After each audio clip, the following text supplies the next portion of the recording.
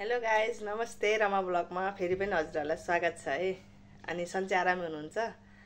मलाई त अहिलेसम्म ठिकै छ है। हजुरहरू सबैजना सन्चै आरामै हुनुहुन्छ होला भन्ने आशा राखेको छु।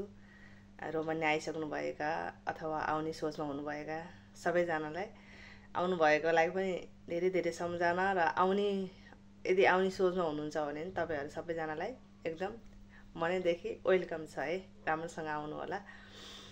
अनि म चाहिँ आज स्पेसली रोमन्यामा आएर भोग्न सक्ने जरिमानामा पर्न सक्ने त्यो विषयमा लिएर चाहिँ एउटा सानो भ्लग बनाऊँ भनेर के हजुरहरूलाई। साथीहरू जस्तै अब हामी नेपालतिर त जहाँ मन लाग्यो त्यहीँबाट बाटो काट्छौँ नि त, गाडीहरू आएको देख्दैनौँ अनि यताउता सट्टा दौडिरहेको हुन्छौँ।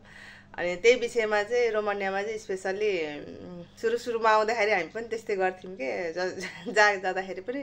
अनि गाडीहरू आएन भने थाहा छ जेब्रा क्रसबाट बाटो काट्न पर्छ भन्ने त्यो त थाहा छ कि, थाहै नभएर त होइन। तैपनि नेपाली हो, धेरै आत्तिन्छौँ नि त, धेरै आत्तिन्छौँ। जे पनि छिटो चाहिने हुन्छ, छिटो छरिदो, अब काम पनि छिटो नै गरिन्छ र त्यसको बदलामा हामीलाई रिजन पनि जस्तै अब इन्कम पनि जे पनि हामीलाई एकदम छिटो चाहिन्छ नि त। छिटो भइदियो हुन्थ्यो, छिटो जान पाए हुन्थ्यो, अब यो हाम्रो प्रगति छिटो भइदियो हुन्थ्यो, त्यस्तै भाव हुन्छ नि त। मलाई चाहिँ त्यस्तो हुन्छ। म चाहिँ एकदम आतुर स्वभावको छु, एकदम धेरै आत्तिन्छु। त्यो काम सुरु गरेपछि छिटो सकाम। जस्तै अब मैले अब जे सोच लिएर जुन काम गरेको हुन्छु अनि त्यो काम चाहिँ छिटो होस्। जस्तै अब कुनै काम स्टार्ट गर्दाखेरि पनि ल न मेरो यो काम छिटो सकियोस् भन्ने हुन्छ नि। जहाँ गन्तव्य छ त्यहाँ पनि समयभन्दा पहिले 5 मिनट पहिल्यै पुगौँ भन्ने त्यो सोच हुन्छ नि त, छ मेरो होइन।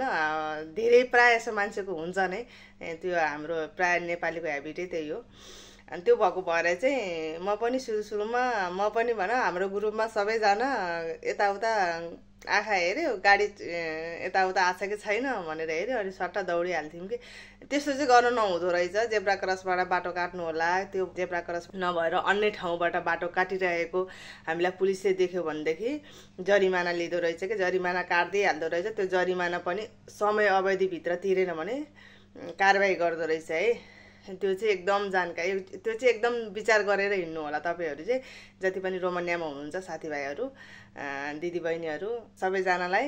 यो चाहिँ मेरो रिक्वेस्ट पनि हो, जानकारी पनि हो है हजुरहरू सबैजनालाई। किनभने समस्यामा नपर्नु, तपाईँहरू कोही पनि समस्यामा नपर्नु, अनि साथै जरिमाना पनि नपर्नु। जरिमाना भनेको 1 रुपियाँ भए पनि जरिमानै हो, त्यो 100 रुपियाँ भए पनि जरिमानै हो, अब लाखौँ भए पनि जरिमानामै भनिन्छ कि, जरिमानामै गनिन्छ कि। त्यो भएको भएर जरिमानामा नपर्नु होला हजुरहरू, कोही पनि जरिमानामा नपर्नु होला, नआत्तिनु होला। अनि बिस्तारै जति पनि ठाउँमा तपाईँहरू पुग्दै हुनुहुन्छ भनेदेखि आफू बरु घरबाट निस्किनुभन्दा, रुमबाट निस्किनुभन्दा जति पनि हामी सोचेर निस्किन्छौँ नि यति समयमा हामी गन्तव्यमा पुगिन्छ भनेर, बरु 5 मिनट अगाडि नै आफ्नो जहाँ जान पर्ने हो रुमबाट 5 मिनट अगाडि नै निस्किनु होला। त्यसपछि किनकि अड्कलेको समयले त हुँदैन। हामीलाई जहाँ पनि जानु छ काममा, हाम्रो ड्युटीमा त हामी त फिक्स टाइममा त पुग्न नै पर्यो। त्यो भएको भएर त्यो जुन अड्कलेको समयमा नहिँड्नु, बरु अलिकति टाढा हुनुहुन्छ भनेदेखि 5-10 मिनट अगाडि नै रुमबाट निस्किनु। अनि छिटो नआत्तिनु होला। जहाँ पनि जान लाउनु भएको छ, जहाँ पनि हिँड्दै हुनुहुन्छ भनेदेखि जेब्रा क्रसिङबाट मात्रै बाटो काट्नु होला भन्न चाहन्छु है म हजुरहरू सबैजनालाई मनैदेखि है। अनि अर्को कुरा, अघिल्लो भिडियोमा कमेन्ट आएको रहेछ तपाईँ कति महिनामा पुग्नुभयो भनेर है। म चाहिँ 13 महिनामा आइपुगेको हो। एकजनाले भन्नुभएको रहेछ कि मेरो 8 महिना भइसक्यो, मेरो वर्क परमिट आएको छैन भनेर। वर्क परमिट आउनु अलिकति टाइमै लाग्छ, विशेष गरी रोमन्यालाई चाहिँ अलिक टाइमै लाग्दो रहेछ है। तपाईँहरूलाई मैले यही भिडियो मार्फत भन्न चाहेँ। मेरो पनि 7 महिनामा बल्ल वर्क परमिट आएको हो। अब त्यही माथि अहिले रोमन्याको कामहरू एकदमै एकदम ढिलो भइरहेको छ अरे भन्ने सुनेको छु मैले है। हामी एमबिसी डेट पनि एकदम ढिलो निस्केको छ अरे। प्लस कि एमबिसी गएर इन्टरभ्यू दिइसकेपछि पनि 1 महिना 1.5 महिना 2 महिनासम्म लागेको छ अरे भिसा आउनलाई भन्ने सुनेको पनि छु मैले है। त्यो भएको भएर आउन सक्छ, भिसा आउँछ। नआत्तिकन बस्नु होला है तपाईँहरू सबैजना, नआत्तिनु। किनभने आत्तिएर केही पनि हुँदैन। आफ्नो मन चञ्चल बनाएर, मन आत्तिएर मानसिक टर्चर आफूलाई दिएर केही पनि हुँदैन। त्यो भएको भएर नआत्तिकन बस्नु। यदि सही मान्छेको हातमा परेको छ हजुरको डकुमेन्ट भनेदेखि आउँछ, ढिलो चाँडो हुन्छ। तपाईँहरू रोमन्या आउनुहुन्छ नातिकन बस्नु होला। हामी चाहिँ सिटीभन्दा अलि बाहिर नै छौँ, अलि टाढै छौँ। बुकारेस्टबाट हाम्रो लगभग 3-3.5 घन्टा लाग्छ हामी बसेको ठाउँमा आइपुग्नलाई है। अनि त्यो भएको भएर चाहिँ म चाहिँ खासै डुलेको छैन, हिँडेको छैन रोमानियामा आएर। अनि बाहिर गएर आनन्दले भ्लगहरू बनाउनु त मन लाग्छ, बट त्यही त हो नि, अब पागल हुनुलाई पनि आफू जस्तै पागल साथी चाहिन्छ भने जस्तै हो कि त्यो भएको भएर म चाहिँ खासै हिँडेको छैन। अनि त्यो भएर रुममै बसेर आफूलाई जति पनि थोरै धेरै जति पनि आफूले थाहा पाउँछु। अब मैले यस्तो थाहा पाएँ नि त, जस्तै हुन्छ नि त, म आउँदाखेरि सुरुमा मैले यस्तो कुरा मलाई थाहै छैन भन्दाखेरि पनि मेरो भिडियो मार्फतले कसैले थाहा पाउन्, तपाईँहरू थाहा पाउनु हो, तपाईँहरूलाई जानकारी होस्। अनि ल मैले यस्तो सुनेको थिएँ युट्युबमा फलानाको च्यानलमा भन्ने तपाईँहरूलाई होस् भनेर मैले चाहिँ जति पनि थोरै कुराहरू जति पनि मैले अहिलेसम्म मैले थाहा पाएको छु, मैले जति बुझेको छु त्यो चाहिँ म मेरो मार्फत चाहिँ हजुरहरूलाई जानकारी गराएको छु है। खासै डुलेको छैन बाहिरतिर। अनि त्यो भएको भएर रुममै बस्यो। आफूलाई जति जे जानकारी हुन्छ त्यो चाहिँ म एकदम के यो छिटो हजुरहरू मार्फत पुगोस् भनेर यो बनाउन चाहिँ एकदम आतुर हुन्छु है। यस्तै हो, रोमानिया आएको अहिले कति महिना भयो भनेर सोध्नु भएको रहेछ। म आएको चाहिँ अहिले 9 महिना पुरा भयो, 10 महिनामा हिँड्दैछ। अब असारमा 1 वर्ष पुग्छ भनौँ न। हामी असारमा आएको हो, जुलाई 10 को हाम्रो फ्लाइट थियो। 9-10 महिना हुन लाग्यो। ठिकै छ अहिलेसम्मको बसाइ रोमानियामा, स्यालेरी पनि ठिकै छ, बसाइ पनि ठिकै छ।